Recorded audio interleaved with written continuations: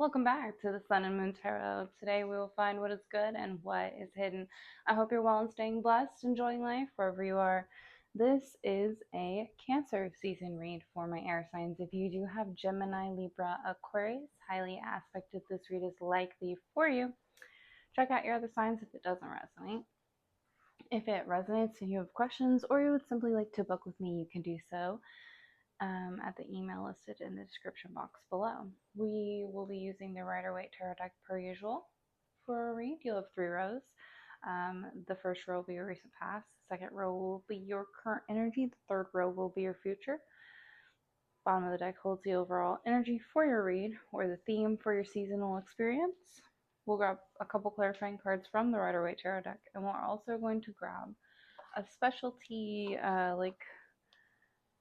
Dreams of Gaia tarot card for at least one clarification card at the end. They're not quite like guided messages, but it's just like a pretty little deck that I thought I would add because it's fun to do this type of thing. Okay, so anyway, air signs, I hope you enjoyed the content. I hope you're having a beautiful season. Check out your other signs if this doesn't resonate for you. Ooh, the World is the first card out. That's not bad. We're going into Cancer season. Oh, I forgot to talk about that. We're experiencing a retrograde currently as I'm filming. I'm filming at the beginning of Cancer season. Love this. Dear Lord, these are wonderful together. Hi, Kamo. Oh, we'll be careful with this. Sweet thing. Oh my goodness. Please be gentle. There you go. Oh, the retrograde. Right. If you have major arcanas, all 3. I'm going to set this down to focus. If you have Gemini, if Gemini's in your chart because this is an air read, or if you happen to have Virgo in your chart because these are both signs that are ruled by Mercury. That's what I'm talking about. The Mercury retrograde might impact your life. Communication might go awry. Technology might go awry. There might be unexplainable glitches that just don't really make sense.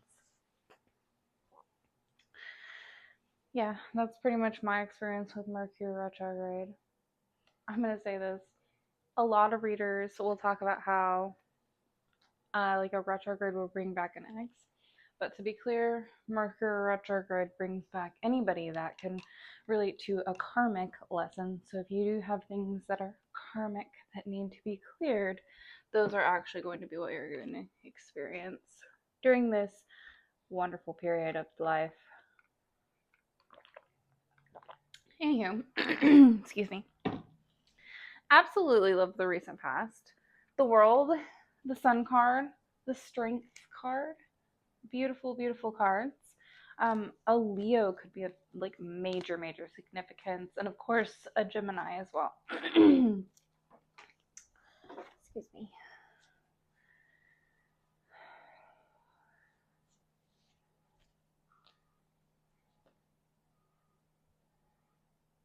Oof, hold on. I'm sorry. I'm not doing it. I don't know why. I'm gonna be picky about my read tonight. I hope you guys are enjoying the Cancer season. I hope you had a beautiful Gemini season if I did not already say that. What? I'm really glad that I made that decision. Love the Empress card. Beautiful current energy. It's like holding two arcana and then the Queen of Wands. I don't know why I found that hilarious. And then the 4 of Cups. This would be a good read if you understand cards. So far it's definitely not a bad read if it resonates for you. It had to be a kicker, didn't it? God damn. The end had to be a kicker. Had to be like, just kidding. Whoopah. Oh, and the clarifying cards make sense now. Clarifying cards fell, so I did get to see them, but I'm going to flip them back over and put them on the side for y'all. Yep, that's where we're at. You do have we have the ace. Excuse me. I resonate usually with these reads, but not always. So, excuse me. Not always. The Ace of Pentacles is the bottom of the deck, or the theme for your reading.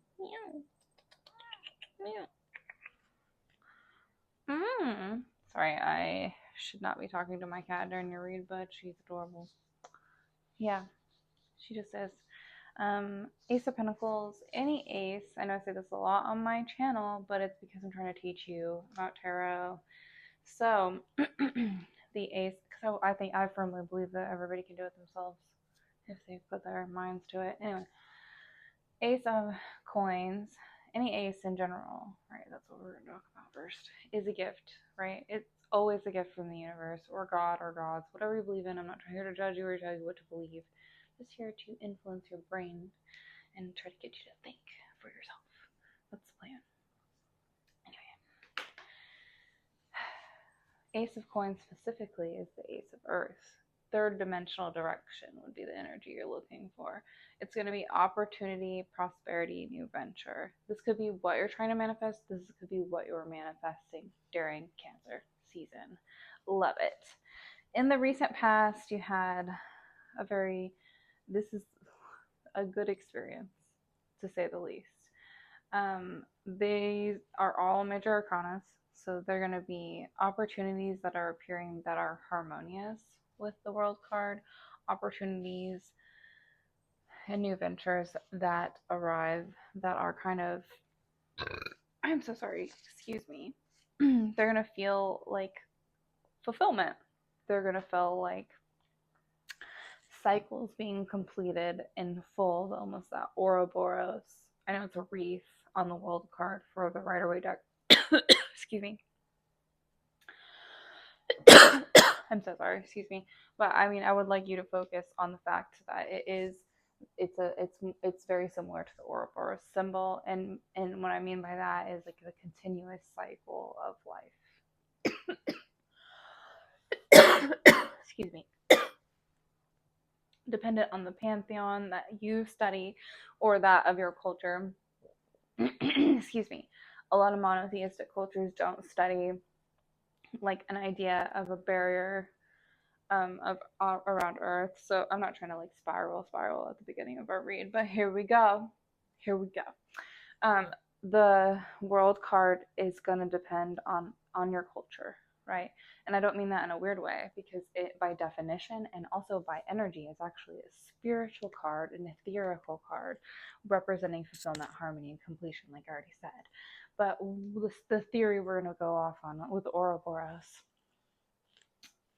it like in monotheistic cultures, which are predominant in the globalized, industrialized world, they don't focus on an idea of split energies.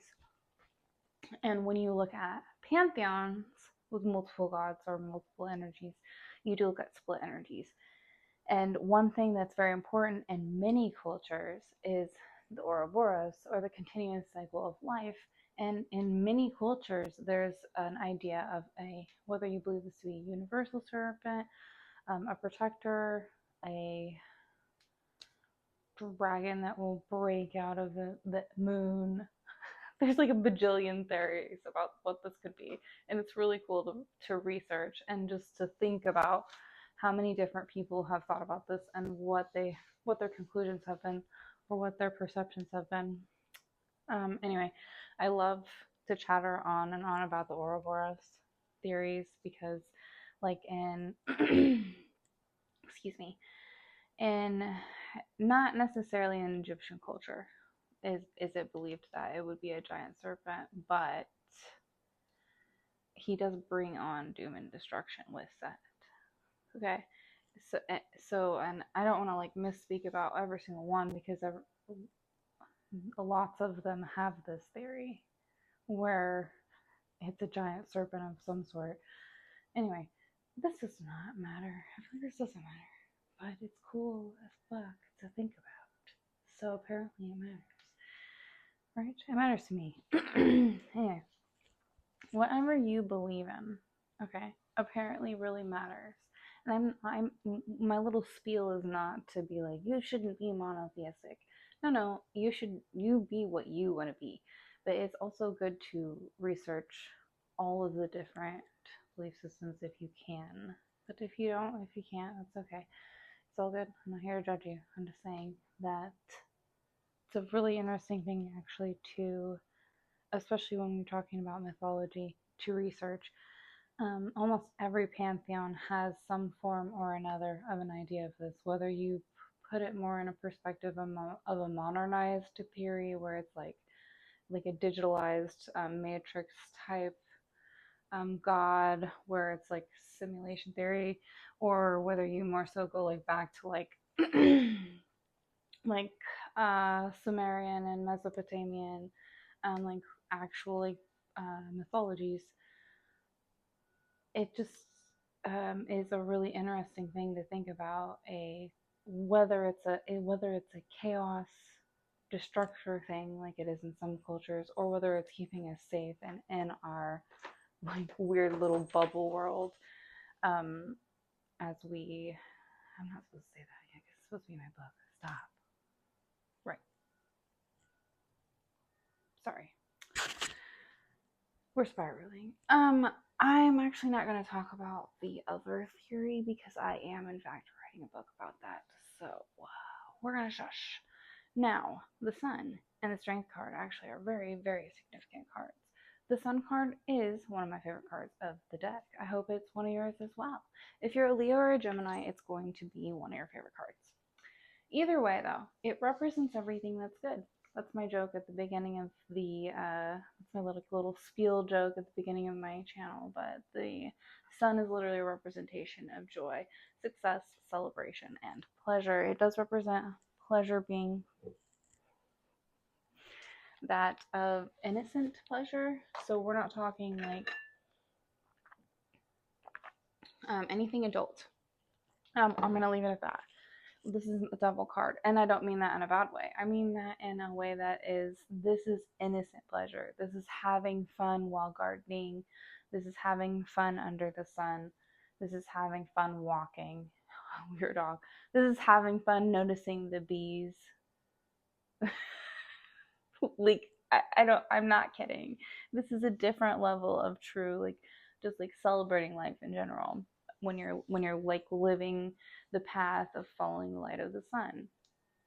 It's very important and it's significant to some people, and I hope that it's significant to anyone that views my channel. But if not, I'm not here to judge you. But ultimately, if you do walk that path of harmony, then you do understand that, like, non-toxic relationships. We're going to talk about the Strength card first before I go too far. It represents courage,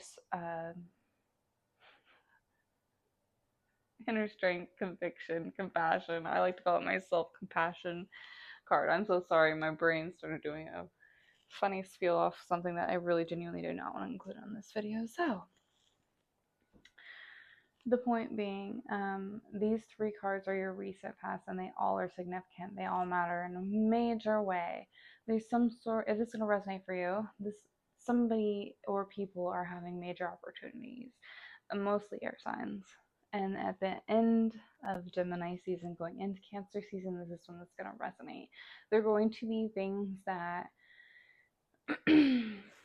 bring like joy and pleasure, and again, in a positive manner, not in a toxic manner or in a way that would be viewed as a toxic manner. It's going to be things that bring fulfillment and harmony. And it's going to be things that bring you to have more courage, more inner strength, which will lead to self-compassion. The definition term, of course, is conviction, but I like people to think to also to sometimes couple that with spiritual conviction, because I feel like it's confusing. And then, of course, compassion is not just for yourself; it's for others, right?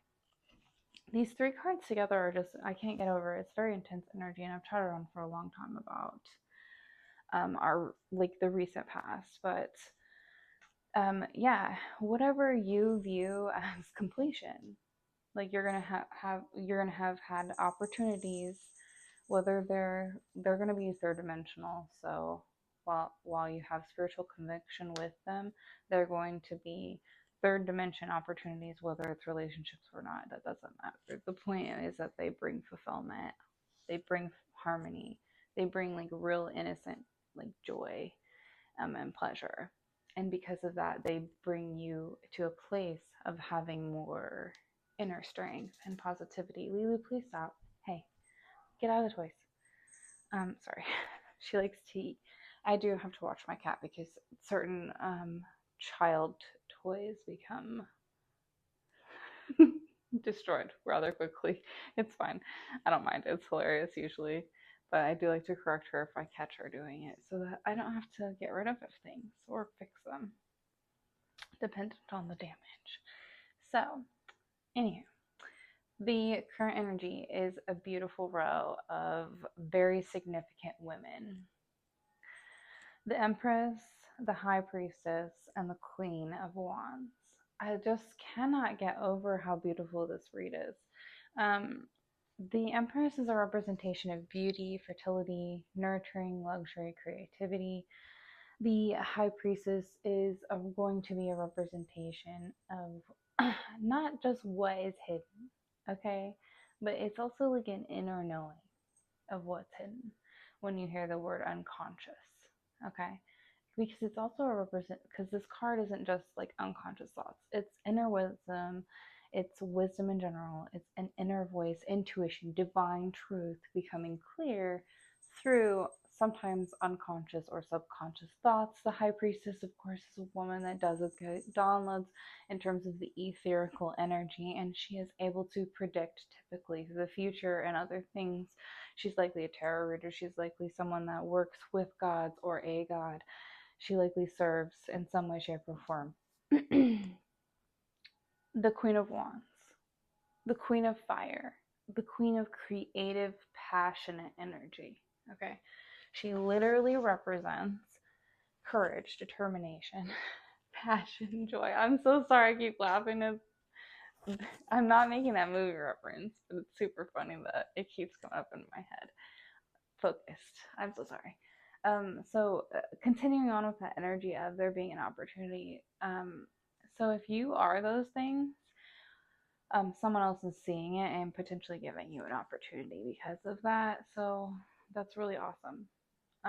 And these all three are cards of females that know how. I mean, the Empress is the queen of all queens, literally. She represents all four elements combined into one divine feminine being, literally.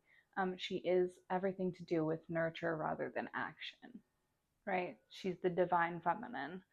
The High Priestess is a divine feminine as well, but she is focused on her spiritual connection and her work with the ether and whatever she's connected to, whatever she serves.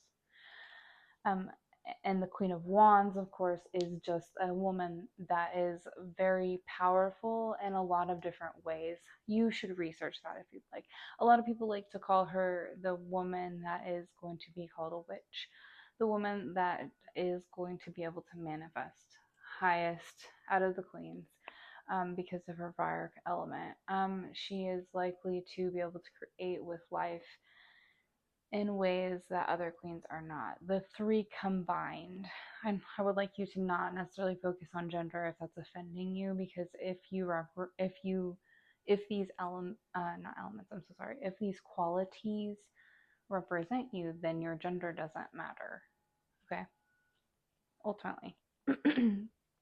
But this current row would be a very big energy of like someone seeing you as this, you embodying this energy, and you creating because of it. Now there's a huge warning in the future row. You've got the Four of Cups, the Knight of Swords, and the Ten of fucking Swords. I don't know why this row pisses me off so much, because this read is gorgeous, and then the last row is like a kick in the teeth. I'm so sorry I said that like that, but I did. The Four of Cups is literally apathy, disconnection, and contemplation in terms of emotional energy. It's a water card. if you remember at the beginning of the video, I mentioned all aces are gifts from the divine, and there are 4 of them in the deck. Now, this Ace of Pentacles, I mentioned how the hand is coming out of the cloud and giving the gift. If you notice in this card, this is the same, but the person is ignoring the gift, right? That's the apathy. You're not necessarily connected enough because of past trauma that you're kind of like ignoring something that's really significant to you. The Knight of Swords is a really funny card to have after that, because it literally means that you're being, I'm not trying to be mean. Remember, I said I'm a Gemini, and these reads usually resonate for me. I'm not trying to be mean. But air signs, like, our knight, like our court card, our air knight is kind of a dick. He just is. He's impulsive. He defends his beliefs through like extremely quick action because of his swords. He just is impulsive. I'm not trying to be mean because he's still a court character of our element, and I do respect him. I'm not saying I don't. I'm just saying that because the Ten of Swords represents failure, collapse, defeat, and backstabbing, that this is the warning that we're not supposed to embody that energy, that we're supposed to remain connected like the current energy row where it shows us being those 3 really important characters. If you fall out of that energy, you're never not gonna become disconnected, unfortunately. So if you become to a place where you're apathetic, where you're, because you're, okay, again, it's emotional energy. It's not creative passion, it's not logic, it's not third dimensional energy, it's not spiritual, etherical energy. It is emotional energy with that 4 of Cups. So it is very much about you being completely disconnected to the world around you because your emotions have overwhelmed you. You're going to be apathetic to anything coming your way because you're so overwhelmed you can't stop contemplating it because your emotions are completely taken over by this grief. It's not a fun experience. You're warned not to be impulsive, and to not to be overly defensive about your beliefs because it will lead to you being potentially backstabbed. It's in the future. It's a warning about in the future. So potentially, if this is on time for you, if it's following in the lineup in terms of the first row being kind of like the end of Gemini season going into Cancer season. Oh, I'm being told that this doesn't matter. Excuse me. Never fucking mind. I'm dropping it. Anyway, so ultimately, yeah, that future row is a bitch, but I'm so sorry I'm cursing. It's not a lot of fun right there. It's not a lot of fun. Nope. But ultimately, it's a warning.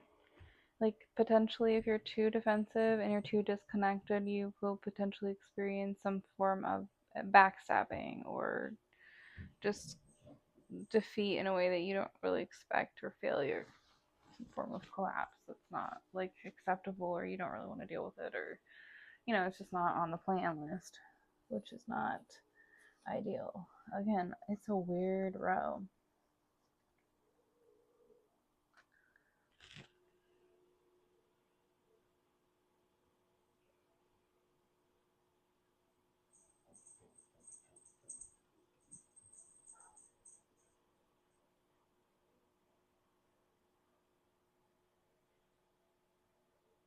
Definitely outside my house.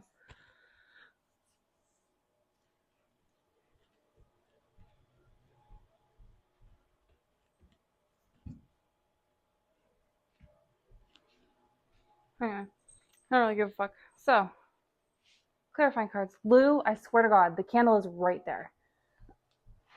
Hey, you are too pretty to be doing that. Quit. All right.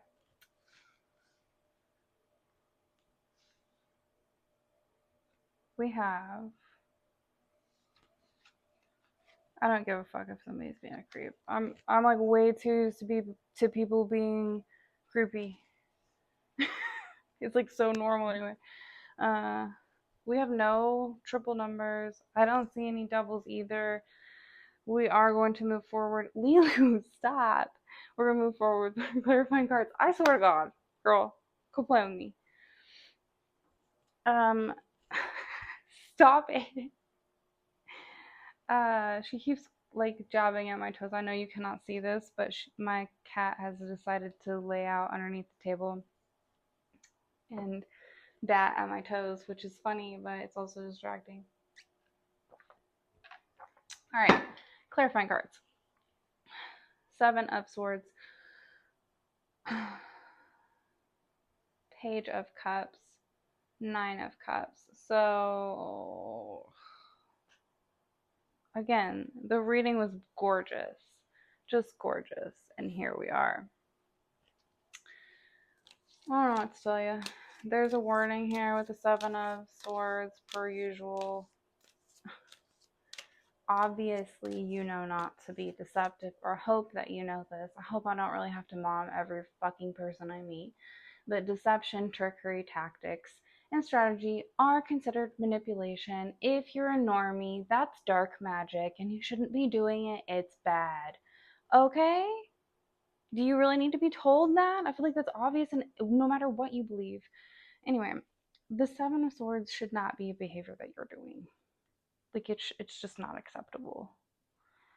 If you're dealing with someone that's doing that, then you need to be aware, because the Page of Cups is followed by the 9 of Cups. So there's a big warning here.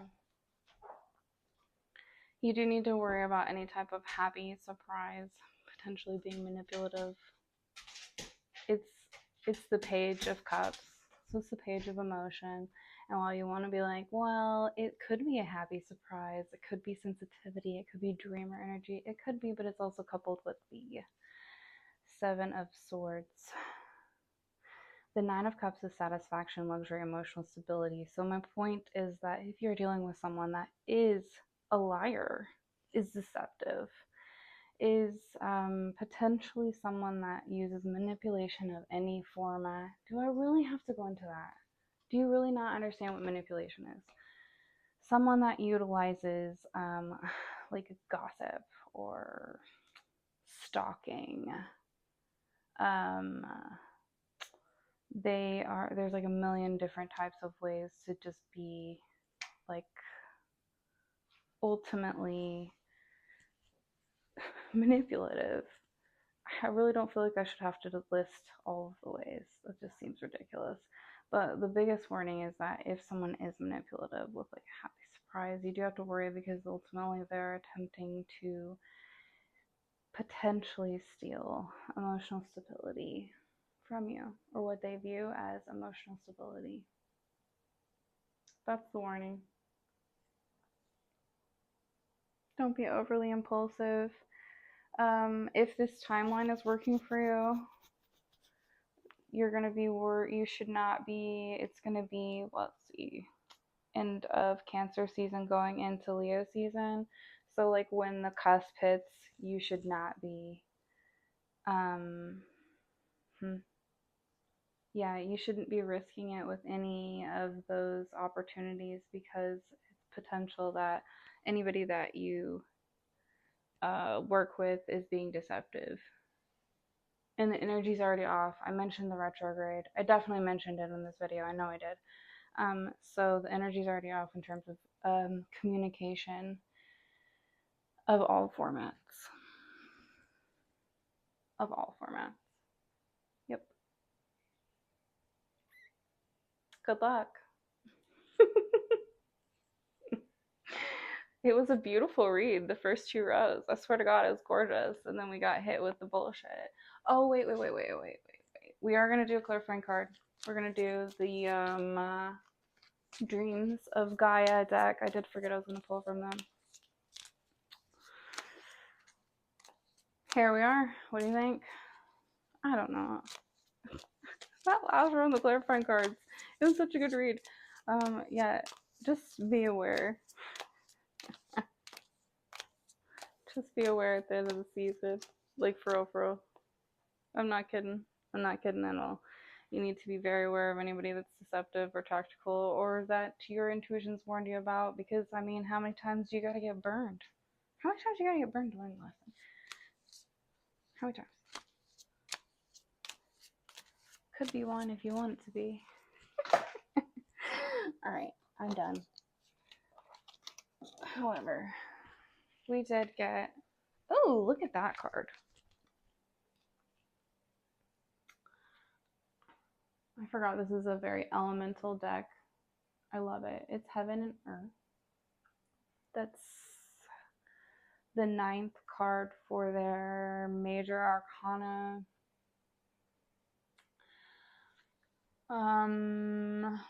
That would be... Sorry, give me 1 second.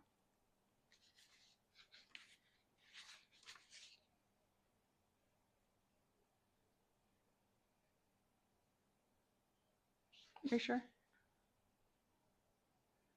6, 7, 8,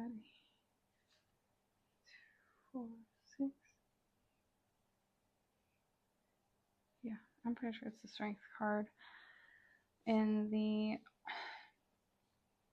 Sorry, I'm pretty sure that it's the Strength card in the Rider-Waite Tarot deck. Damn it, I miscounted, didn't I? No, it's 9th. You did miscount though. 1, 2, 3, 4, 6, 7, 8, 9, 10. 9. No, it's definitely Strength. You're right. Yeah, we're gonna go back and forth on this either way. It does not look like a Strength card. I just would not give it that definition. I just don't like it at all.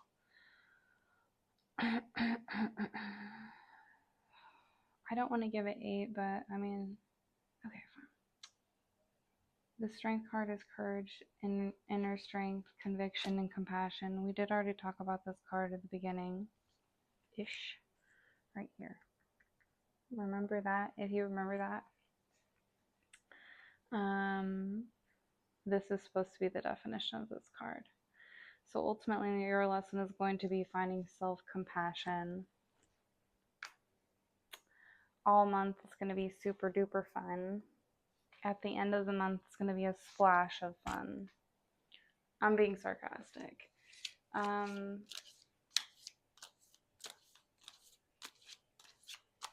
guess don't be apathetic to new things, or it might burn you through Cancer season. That might also be probably the best advice I could give you. Yep. There's going to be collaborations that lead to like culminations of wealth in the future. I'm sorry, I just pulled more clarifying cards off the side that I'm not going to show you, but yeah, if you very much focus on the connections at hand and you don't remain apathetic to ones that are like actually definite, okay? Ones that your intuition, guides, etc. have not warned you against, but ones that are like not likely deceptive, that you do know that. Okay, I want to pull, I don't normally do this, but I do want to actually pull like I never do this. I can't believe we're doing this. Okay, who to look out for. You do have Taurus, any fire sign. High Priestess is Pisces. I already talked about Gemini and Leo. He should be worried apparently about some earth signs being selfish. I don't know.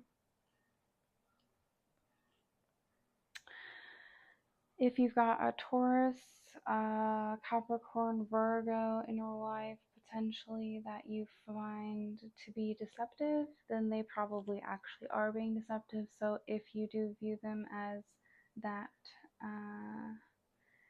and they come towards you with that happy surprise and you're worried about anything to do with emotional stability with them, then yes, the answer is that they are in fact lying. And I'm not, I mean, if you don't watch my channel, you should watch previous channels. I'm not going to go into an energy siphoning rant tonight. Sound good? Okay. If you'd like to hear about that, you can always book with me. So enjoy the season. I will see you in the next read.